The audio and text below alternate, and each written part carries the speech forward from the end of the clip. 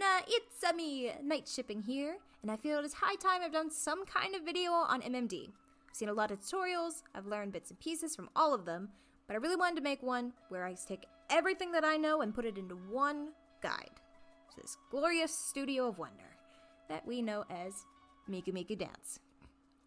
I've made a very extensive list for people who have either never touched this thing, or those who have just dipped their toes in a time or two, but are looking for some added info to help them out. I've added timestamps for you click-through junkies. Not judging, I do it too all the time, and then I wonder why I'm so confused by the end of everything. Now, I know what you're thinking. But Night Shipping, your newest animations are still crap. What could I possibly learn from you?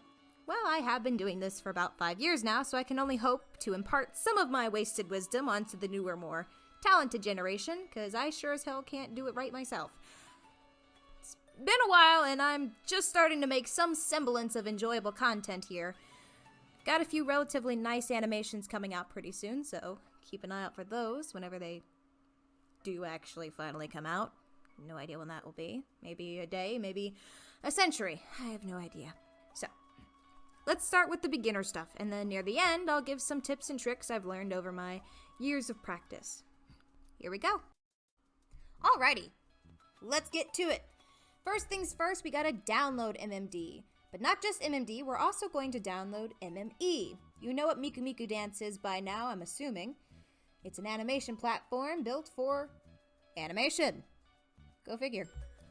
But we're also gonna download MME, which stands for Miku Miku Effect. You ever seen those raindrops in videos or those cool looking shaders? That's done with MME. If you don't want it, you can skip that part, but you're probably going to want it in the future, so you might as well go ahead and follow along anyway. Or don't. That's up to you. I can't really reach through your screen, grab you by the shirt, and be like, you're gonna do this! So, let's go ahead and head over to LearnMMD, which is the site that you will get the MMD software from, as well as the MME software. You're going to start at probably the top of the page, but we're going to scroll down a little bit, and you'll either choose from MMD 9.32 or 9.32 64-bit. 64-bit, you'll know if your computer's a 64-bit, it's usually a standalone PC, not like a laptop. If you have like a laptop, you're probably going to want the normal one. If not, get a 64-bit. There's plenty of videos to show you if you have a 64-bit or not. I know for a fact mine is a 64-bit, but don't try to run a 64-bit on your normal laptop. It will cause issues later on down the road. So, we're going to go ahead and get the normal one, because if you can use a 64-bit, you can use either one. If you are not able to use 64-bit, only use this one. So I'm going to hit download. It'll immediately download it onto my PC.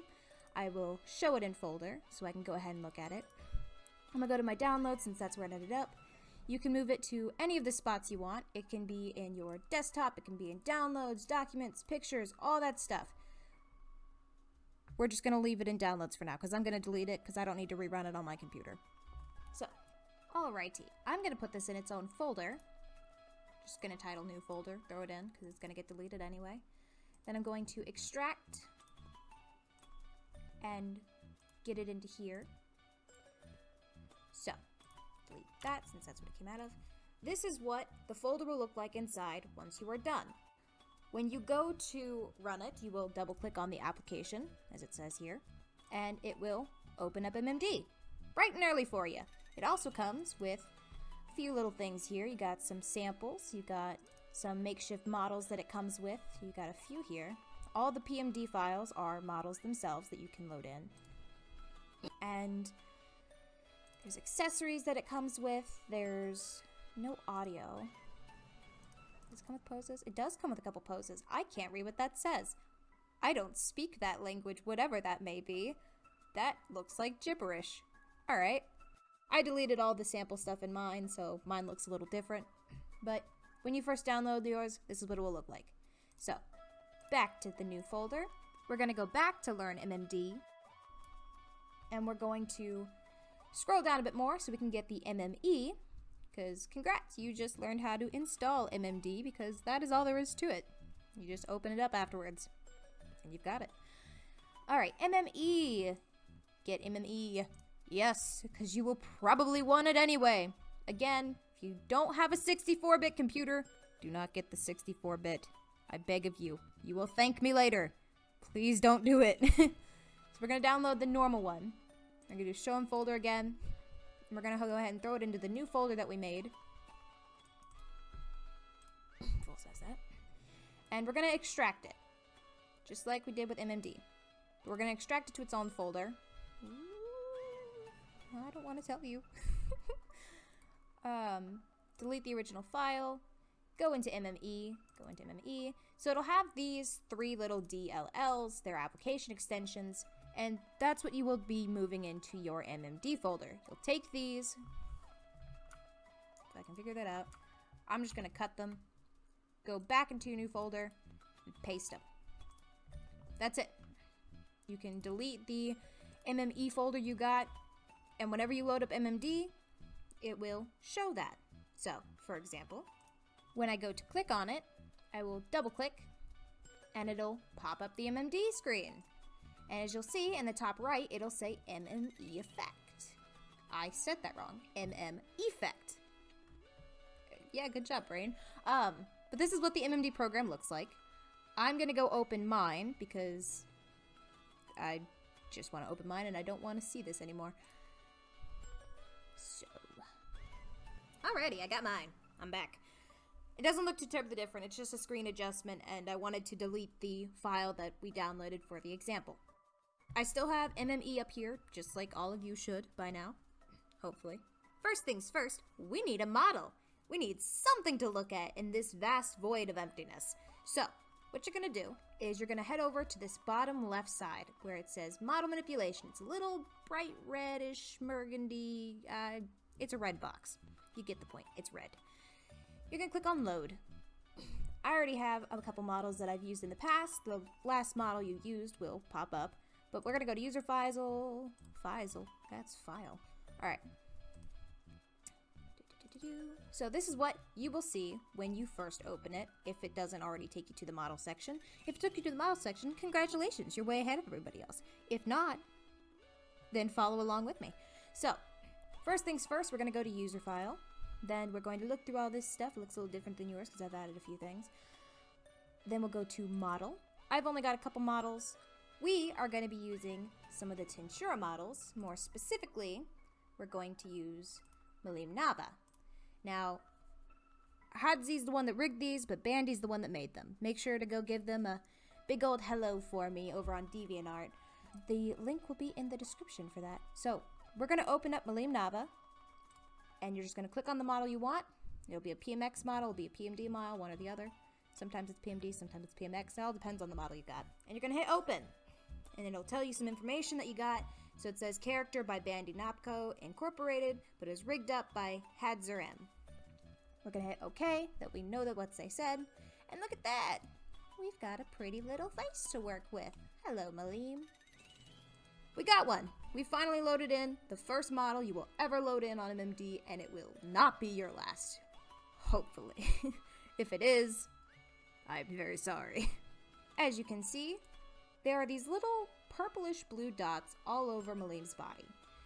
These are called bones, or joints. You can click on them with the left click button, and it'll turn red. That red means that it is selected. You can go down here to bone manipulation. You can choose between select, rotate, move, and a couple other things here. So, we've got an arm. That's our example for the day. It's going to be an arm. We're going to hit the key button, rotate, which I'm sure you can guess what it does. This little green, blue, and red wheel will pop up. If you click on the green and move your mouse, it'll move it up and down for you. Pretty cool, huh? If you move the red one, it'll move back and forth. And the blue one will move it completely back and forth. Then I always hit the arrow key because it just completely resets it if it's not registered. Which brings me to my next point of registering. So, hitting the arrow keys, as you see over here, will change the frame. You can also manually type it in up here, but most people just use the arrow keys because it makes it a little easier. So, we want this arm to move, right? I'm gonna hit reset so it's back in its original spot, or I can just hit the arrow keys. So, it's registered, which means we've got it down pat, that's where it's at, That's what the computer is reading it at. Right here. So what if I want to put it up here? That's where I wanted to start. I know that bends the arm a bit. We'll come down here and hit register. That'll make the bones stay. Then we jump forward however many frames, say 15 frames. And we want the arm to move downwards. So we'll move the arm downwards and we'll hit register again. Here's some magic for you. Yeah, I know it's not too exciting, but that is what you're going to be doing the entire time. That is MMD's main purpose, to move the model however you see fit. Okay. I would go ahead and put her back in her original pose so that we could work with something else. You now know how to move a bone. Congratulations, I'm so proud. But now we move on to the face. These little sliders in the green box, known as facial manipulation, thankfully these are named, are what affects the face. This will cause the person to blink, blink, blink, blink, blink. This will open its mouth, as it is labeled mouth, the brows, and the other. So some of them will have fancy little things like sparkles and things like that. This one has 3, a sweat, eye camera, and cat ears. Not really sure what it means by eye camera, but it's on there. So sweat will make a little piece of sweat appear on her cheek. Cat ears makes, well, cat ears. But all depends on the model. If you have a model that does that, it'll do it. It's kind of what it does. So that is the facial stuff. You can click on these little side arrows to move throughout it, or you can just click on the drop down and it'll let you pick from whichever you want. You can even make her smile. She's so happy. I gotta actually make her grin or she looks creepy.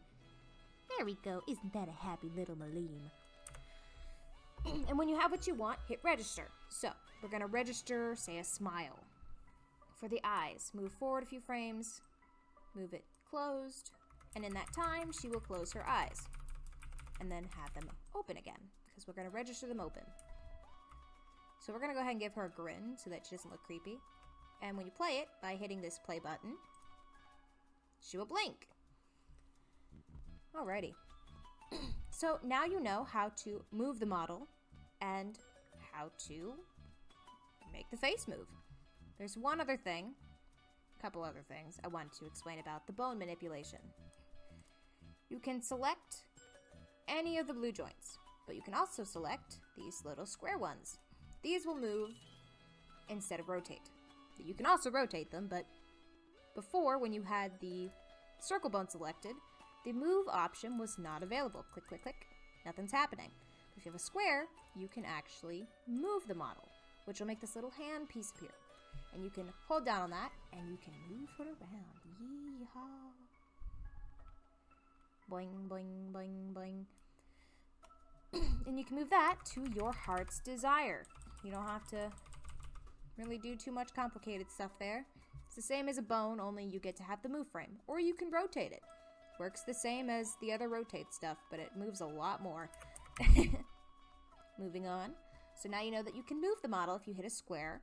What about this? The box select. This will allow you to draw a box on the screen. Whatever is in that box will turn red, and it will select it. Now you'll see that you can't rotate or move it when you've selected more than one bone, but it's mostly for clusters of registers. So if you want to register that, you can either box select it, do that, hit register, and it'll register all the bones that was there, or if you reset that, they'll turn green. If you look at them, you have to click on something so that it stops registering all of them. As you see, since we're not registered and these have moved, they will turn green. If they are registered, they'll be this bluish purple. So say I only want to register the ones that went back to normal, because my animation needs to only move those, and I'll hit unregistered after hitting reset, after moving them. You suck. There we go. I will then select unregistered. So everything that was unregistered, which were those 3 bones that we moved, I can hit register on, and it will only register that. So I can go up here and I can move this finger or this hand, and it won't be affected by what's going on from before. However, if I had done, say, a box select, and get rid of that, if I'd done like a box select and I had accidentally caught that piece in there, then when I go to move that wrist so that the wrist comes up, it'll stay still until after that is done because you've already registered the wrist in another place. So that's the basics of that. You can also copy a movement, put it up here, and we register that. And we hit copy. You'll see that the paste and reverse keys right next to it have suddenly lit up. Usable now. So we go into the future, the far future, and hit paste. Nothing changes because we didn't change in the middle. And hit register. And as you see, it stays. Now, what if we had done something in the middle? Say right here, we had put it down here and hit register. Well, now it's not going to move there. But if we hit paste now, it'll move it back to the place that it was. So now the hand will go down and then back up. I know my keyboard is very loud. Sorry. I got a tactile one because I love that sound so much, but some of you might not. So, as you can see, the hand will go down and then back up. Or the other key, the reverse key, is probably one of my favorite keys. So I've copied it as it was. I'll hit paste and hit register. That's that hand. This hand is normal, but if I hit reverse, it'll copy what was over here and paste it on the other side in the opposite way, reversing what's done. It's like a mirroring effect. It won't make it go to the left like this one is. It'll make it go to the opposite side, which is opposite. Why don't we say that instead of opposite side? It'll make it go to the right instead. Hit register, and there you go. Pretty cool. I'm going to reset, copy, paste, reversed. So that is really all there is. Of course, you can hit the select all, which is pretty self-explanatory. It makes you able to select all of them.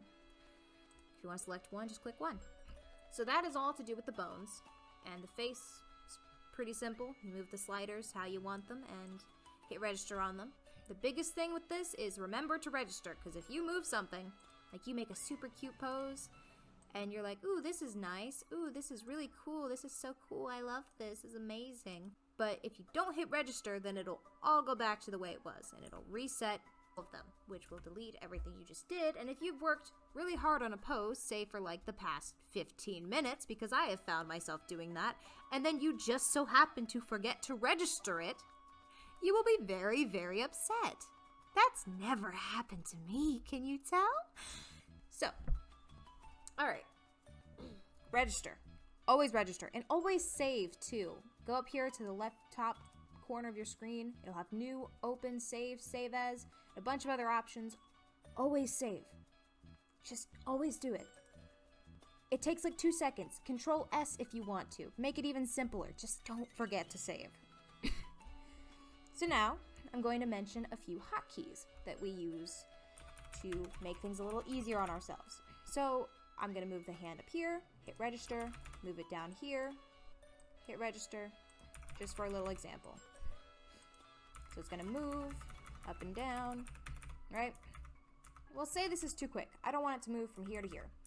I can use the I key on my keyboard to add another frame. Or I can use the K key to delete a frame. All right, say I don't want to mess with that. I want to mess with the face because I've made her smile. She's all giddy and happy. But I accidentally made her unsmile too quickly, which was really weird. All right, not a bad fix. If you want to add a facial frame, use the key U. If you want to remove one, use the key J, which is also on here. If you go up to the top and go to edit, it'll tell you what each of the keys does. So there's the I and the K for the bone and camera, and then there's the U and the J for facial or light. Most of these have a hotkey you can use. I've only memorized a few. I've never memorized more than maybe 5. But if you want to, go right ahead. Have fun with that.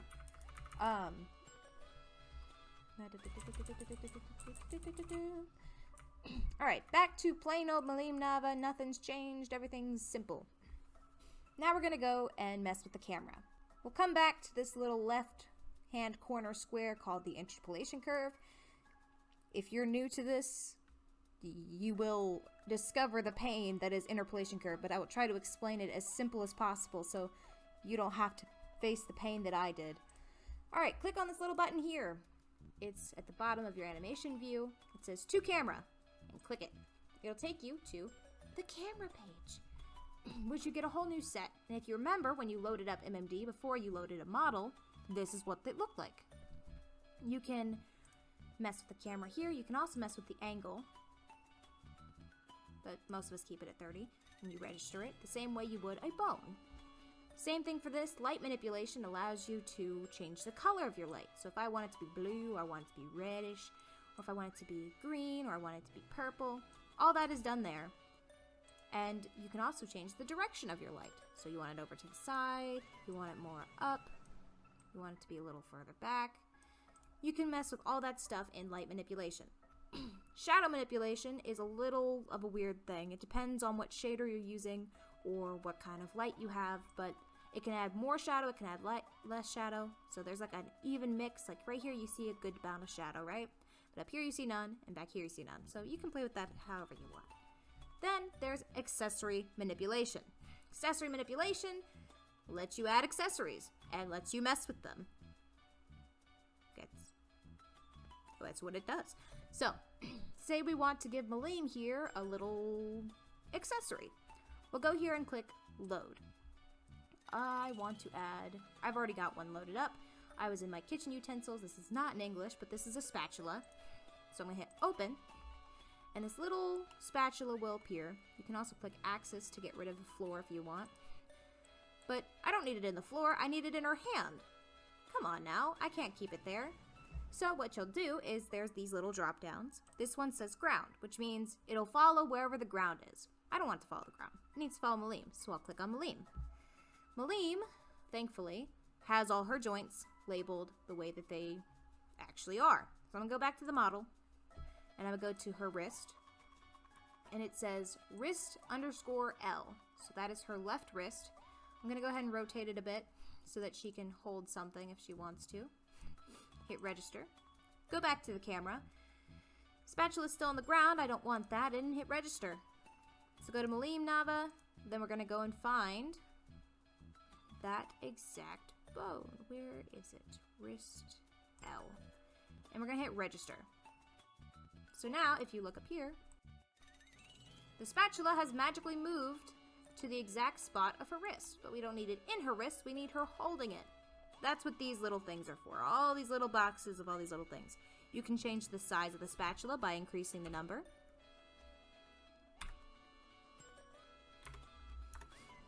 That's a big spatula. Or, would you move, please? You, camera. Camera, please work. Thank you.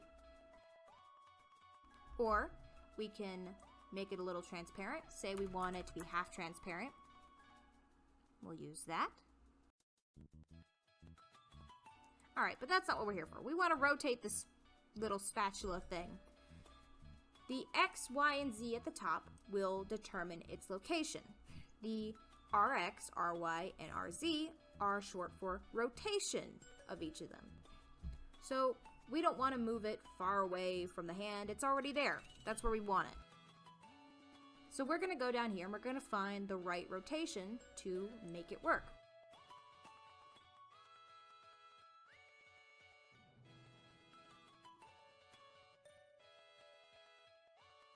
There we go, spatula's in hand. All I'd have to do is move the hand to be able to hold it. And that's about it for accessories.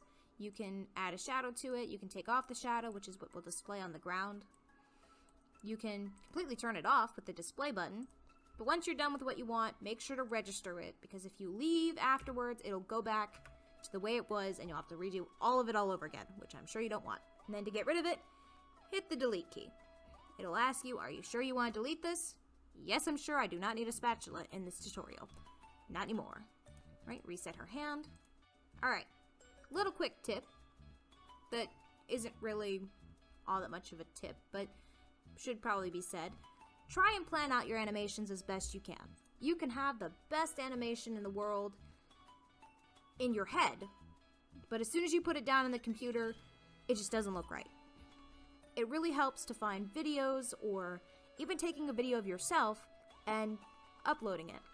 You can put it into here by going to the background and load AVI file. So if you have a picture or have a whole video of yourself doing a dance and you want to copy your model to do that dance, you can load in an AVI file. I don't have any, but you can load one in and it will appear as the background. The background you can also load by going here as well. You can load a picture background or you can just click black background. So I'm going to load a background picture real quick just so you can see that it would be the same way as if you're loading a AVI file. I've already downloaded a couple colors off of just Google and put them in here for me to use. So say I want a yellow background. I'll click on it, hit open, the entire screen will turn yellow. Alrighty, enough about backgrounds. All you need to know is you can load a picture in using the background tab. We're going to look at an animation I did. I'm also going to show you how to use frame manipulation when it's not really talked about that much. Yes, when you register things, it pops up on here, like when you load a model and you can register the bones. But down here, you'll see copy, paste, reverse, v-select, delete, all that stuff. I was never explained that, and I never even noticed it was there until someone brought it to my attention. So I'm bringing it to your attention. If you go on here, you can create a box with your mouse, and anything inside that box, similar to box select when you're on a model, will be selected. You will hit copy, and you can paste it if you want further down the line, or you can hit copy and reverse, which similar to bones will post it in the opposite direction that it was before. So if you have the left hand is going up, then when you hit reverse, it'll make the right hand go up. Works the same way, but you can do it with like an entire animation. We're going to load up a model. I'm going to load up Malim. I'm going to move her, say 5 ticks to, oh, that's not right. I meant to the left, so put a -5, hit register. And then I'm going to load up another model, this one being Rimuru. This one also comes from the same pack as Malim. It is also made by Bandy Napco Incorporated and rigged by Hadzir M. And I'm going to put him to the right. Keep forgetting that that never works, right? And hit register. So these guys are stuck in their places. This is where the fun stuff begins. So I'm going to go back to Malim, and I'm going to come up here while it's still in the body frame, not in the camera frame, with the model. I'm going to go here, hit load motion data, and I've already got what I saved in here. So I've got the person on the left's motion and the person on the right's motion. So Malim's on the left, so I'm going to hit left motion. She'll move to the spot that she's already in. You can also see the curves that I used when I did this, which I will explain at the end because that is a whole can of worms. And you can see her move when I go forward to the left and right, because that is the animation we're using. So I'll go to Rimuru, and what I did for his is I will load motion data, and it is the exact same as the person on the left. The only difference is when I loaded it, I took it all, made this as long as possible, went through here, hit copy, and then hit reverse. All good. So now he will move the same way Malim moves. Pressing forward from that, I'm going to go to the camera, and this is how you load camera data. It's the same way you load motion data, but you have to be in the camera pane. You'll come up here, go to load motion data. I've got camera already, but really it's just a zoomed in version of what it is. As you can see, there's nothing else going on, but zoomed it on a little bit to have some more fun. And then I'm going to go back to model, hit select to get rid of those bones so I can't see them. And I'm going to come up here to add some audio.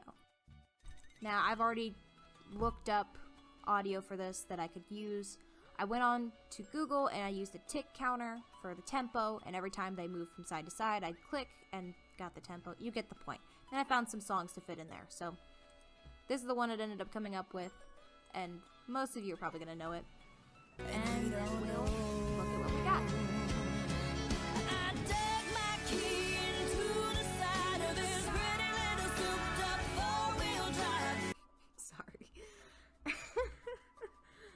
I don't know why, but just the idea of Malim doing that. I could totally see it. And then Rimuru just vibing, smiling, having fun, just like, yep, vandalism. Anyway, that's how you use the frame manipulation to its best ability. Let's see. I guess since I did show you some interpolation curve, I better explain it. So I'm going to open up a new file. Yeah, get that shit out of there. I'm going to load up a model.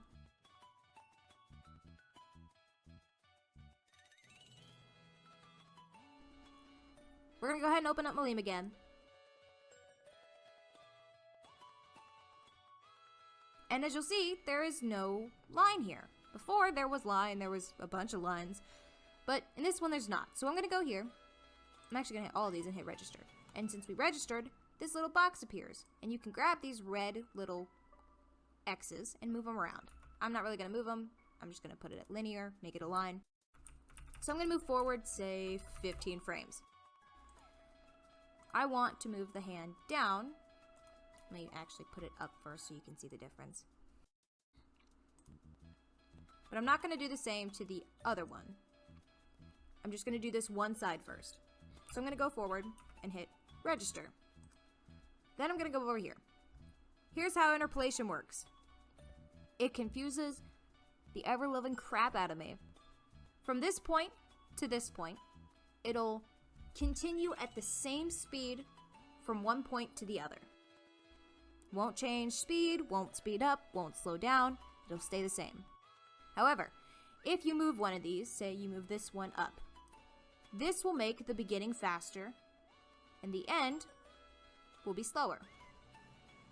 The same goes for this. The curve is still going up and over, so it's still going to be fast in the beginning, and slower at the end. Go back to linear. The opposite is true as well. If you go down, it'll be slower in the beginning and then faster at the end. Same works for this. Slower in the beginning, faster in the end. It'll be fast at the beginning, fast at the end, but kind of a medium speed in the middle. You can change this however you want to make it whatever you want to be. But you do it after you hit register, and every time you hit register, it will delete what you've done for that bone. So say I've done what I want with this, I'm going to make the frame super fast at the beginning, and then slow down, alright? I don't hit register again, because that will delete it. But I'll go back. You probably just saw it, but it got a little different, so I'm going to play it. Did you catch it?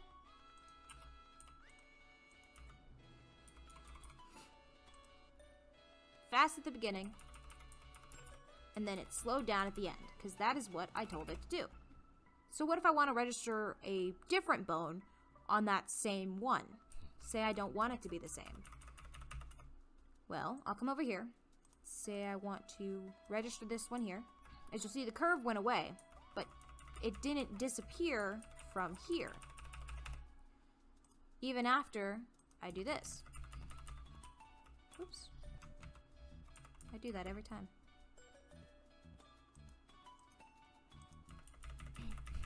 You can see they get at the same time and end at the same time, but it looks very different. That is what the curve is for.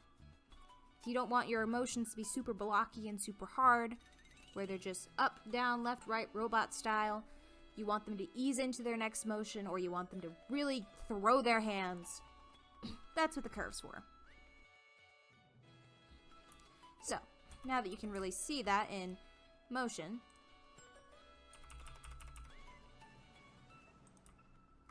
get a new one again.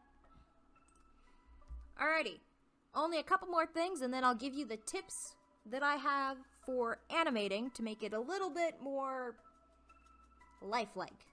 The other thing that I wish someone had told me is about the floor. Now you might be saying, but you can get rid of the floor by hitting axis. That's not what I mean. When you move a model below the floor, like say I get rid of the axis so you can actually see it, the hair goes nuts. Absolutely crazy, right? Just put her back above the floor. She's fine. Perfectly fine. I didn't know this, but you can actually go to, where is it? Physical operations, yes it is. And come here to floor. You can click on it. you can still have the axis. But now when you go under, she doesn't jiggle like a piece of jello. She's normal. And I wish I had been told that, because the number of animations I have scrapped because I didn't know that you could put stuff under the floor, or that you could, click this little button to make the model disappear, because, this was like 4 years ago. It was ridiculous. But you can actually turn off the floor by going to physical operations and checking off that box. I'm gonna put it back on just because that's how it comes on naturally. Next thing, gravity. You seen those videos where the hair looks like it just flies everywhere? Float, float, float, I never hit the ground. I'm always in the air. Yeah, that's using gravity. You'll come here to physical operations as well, and you'll go to gravity settings.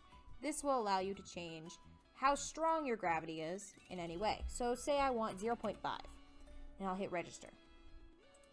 Now when I move, the hair takes forever to fall, because there's technically not a lot of gravity. When she moves, it'll move with her, but it's not going to be the same as falling in place like it was before. Alrighty, 2 more things, and then I'll get to the tips, and that'll be all for the video. Second to last tip for y'all is to render your video and make it into an actual video, not something you have to have the MMD dossier open just to see. Go up here to File, go to Render AVI File. Now, I didn't have anything really set, but these are all the animations I've rendered in this folder. You'll put a name to it, you'll hit Save, and it'll... I might as well just do it so I can show you. Bleh. And I'll hit Save. And it'll come out, and it'll say AVI out. It'll say how many frames. It's always at 30. If you want to change it, go right ahead. Nothing's stopping you, but it'll just make your animation faster or slower. And then it asks you, hey, recording from what frame to what frame? We don't have anything, but say I went from 0 to 100 frames. If it had audio, the wave button will be not grayed out, and you can click on it. And some people have special things where they have encoders. I always just do AVI raw. And then you'll hit OK, and it'll have this little thing pop up, what'll look like a recording. And that will have recorded your video by playing the animation in its own little recording frame. That, you then go to the folder that you rendered it to, and you now have your video file. Alrighty, enough of that stuff. Let's get to the last fun thing before we get to the tips. This has to do with Miku Miku Effect. What we downloaded in the beginning wasn't pointless, I swear. You see her now. Come up here to the top right corner under the X where MM Effect is. I keep wanting to say MME Effect, but it's not. I made that mistake already. Click on it and go to Effect Mapping. Click on that. This little screen will pop up in the top left called Effect Mapping File. You even got a little picture of Haku right here. And it'll show all the models you have here. I only have one, so I'm going to click on Maleem's, and I'm going to hit Set Effect. It'll open up your user file. I'm going to go to my shaders. I have used MMD in the past, which is Raycaster. I didn't know how to use it at first. I've only just recently learned how to use it in the past couple of days. I actually made a video using MMD a while ago, and it wasn't too good until I figured out how to use it, and boy, did I do it wrong. But if you guys want a video on that, I can do that another time. But I'm going to use the lotion effect. So I'll come into lotion, and it'll say FX, which stands for effect. Click on it, hit open, and suddenly she looks a little shinier. She's got a little bit more glow to her. That's really all that effect does. Certain effects do certain things. So I'm going to remove effect, set effect, and I'll do a different one to make it a little more noticeable. Let's see. I don't want fireflies. Wow, I do not have as many as I thought I did. Let's do Peacock Shader. She kind of turned it a little bit of a different color. Her outline turned a bit purple. But different shaders do different things, so there's that. And then you hit OK, and it'll stay. Then you go to camera. Ooh, her boots turned red. Alright. But that's essentially the whole purpose of MME. You can also right-click on it and go to Sub-Extract and turn on certain pieces of it. So if Maleem had a different type of shader on her, sometimes instead of just being main, it'll have a few different tabs, and you can turn them off on each one, and it'll turn off certain shaders. Not the point. This isn't much of a shader tutorial, it's just how to put them on, but that's how you do it. So that's all for that. Now we get into the tips and tricks that I have learned that I'm sure you have been waiting for, and that probably a lot of you have jumped straight to from the beginning of the video. Hey, here we are, tips and tricks. So, I have my Malim model loaded up here. Still in no shaders, no nothing. Just regular old pose and everything. My first tip is probably going to be self-explanatory. Use a model very similar to the one you want, but with less clothing. I really love the Rimuru model. Almost all the animations I do use this model, and it's just my favorite. I guess it's because I just really like the character, but it really is my favorite. So Rimuru is the one that I usually use. However, when I'm animating, I use Malim. Mostly because Rimuru has his cloak, he has the fluffy scarf, he has armbands, all this different stuff. You can't really see his body as well, but with Malim, you can see it perfectly. Because, she's wearing a lot less clothing. If possible, my tip is to use a model that will convert your motion data easier from one model to the other when you can. Malim's data fits perfectly with Rimuru's, mostly because it's made by the same person, and it transfers pretty well. So whatever I do to Malim will look exactly the same on Rimuru, which just really helps with trying to get your animations right, and making little adjustments is a lot easier than trying to make it look perfect when you can't see a lot of the body. So that's my first tip. Second tip. When animating, I like to do a little trick to add a little bit more life to my animations. So I'm going to come here over to Malim, and I'm going to click on her eyes, and I'm going to have her eyes move from the right to the left. But in between, I'm going to have her eyes go down, alright? They'll just come down like that. So, really simple, really easy. To add a little bit more life to that face, I like to come over here to where blink is, and I'll lower it to where the eyes are. And when it comes back, I'll turn it off. Just a little extra added life. With a faster animation that isn't as slow as this one, it usually works a little better, but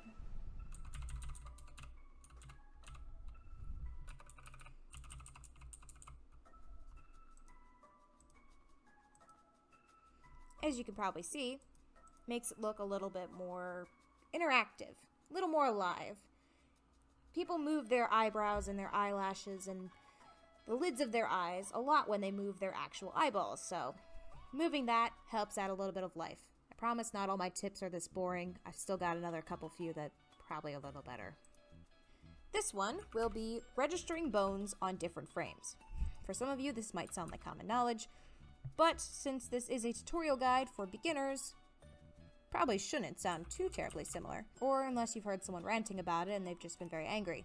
I'll do an example with the upper body and head of Malim. So if I have her in a normal stance, I'll go 10 frames ahead, say I want her to go all the way to the side. I want her torso tilted, her head tilted. There we go. So that's the pose that I want. So I'll have her come up and go straight to that pose. It's pretty dull, pretty lifeless. She just kind of falls over and everything stops at the same time. So here's my tip. Don't stop them on the same frame. I'm going to get rid of this. I still want them to be around this same number of 10, so I'm going to go between 8 and 12. So at 8, I may have the bottom half of her body completely turned. And then say at 10,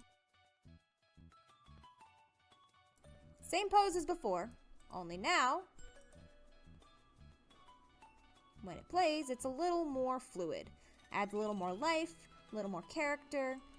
It's not just a simple brick that's stopping in the middle of the road, it's a person actually moving instead of a robot. It makes it a little easier. It is hard to keep track of if you're trying to fix something, so do keep that in mind, that trying to fix later animations will be difficult, but if you've ever loaded up some motion data, say you've used this a few times before, you'll know what I'm talking about. It'll look similar to how this looks right here. So that's tip number 3. Tip number 4 is a little more unnoticeable. I had no clue about this till this morning. This is actually what caused me to make this tutorial, and it was bones that don't really think that they have much power. I didn't think that moving would be anything other than, the arms, the neck, the main piece here, maybe this one once in a while, and the main torso. That is not true. I'd say that there are only about 4 bones that really make or break the fluidity of an animation. That being this square bone that you can move around. It causes the entire body to move according to it, meaning everything that's attached will constantly be in movement without having to move each individual piece and leaving room for human error. The other piece is the shoulders. Didn't realize this until, of course, this morning when I was making the animation that you saw just moments ago with them moving from left to right. Their shoulders were really showing the movement of their torso, but their torso wasn't actually moving whatsoever. This entire part of their body was completely still. I only used this square joint, 2 arms, these 2 shoulder pieces, and the actual shoulder joints, along with the hands. I know these aren't super exciting tips, but my last tip that I have, that I was told the opposite of when I was first starting out making my own movements, because originally I started out with lip syncing.